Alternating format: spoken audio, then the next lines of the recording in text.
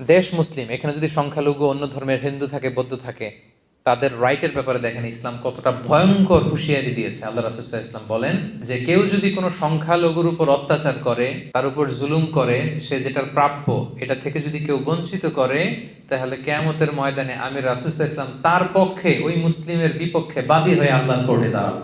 আপনি নামাজ পড়তে পড়তে কপালে দাগ ফেলাই দিয়েছেন, দাড়ি রাখতে রাখতে এত লম্বা জুব্বা, এরপরে হিন্দুদের বাড়ি দখল করতেছেন আর বলতেছেন আপনি বড় হাজী সাহেব। আল্লাহ রাসূল সাল্লাল্লাহু আলাইহি ওয়াসাল্লাম বলেন কিয়ামতের দিন আল্লাহ রাসূল ওই হিন্দুর পক্ষে থাকবে, আপনার বিপক্ষে। কথাটার ওজন খেয়াল করেন।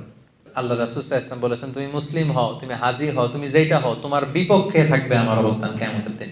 আচ্ছা, সোজা সাপটা একটা আনসার দেন। রাসূল সাল্লাল্লাহু আলাইহি ওয়াসাল্লাম যদি কারো বিপক্ষে বাদী হয়ে দাঁড়ায়, যার শাফাআত ছাড়া আমরা জান্নাতে ঢোকা কল্পনাই করতে পারি না, তিনি আমার বিপক্ষে আল্লাহর সুপ্রিম কোর্টের ট্রাইব্যুনালে আমার বিপক্ষে, জান্নাতে যাওয়ার কোনো সুযোগ কি আমার সেদিন থাকবে?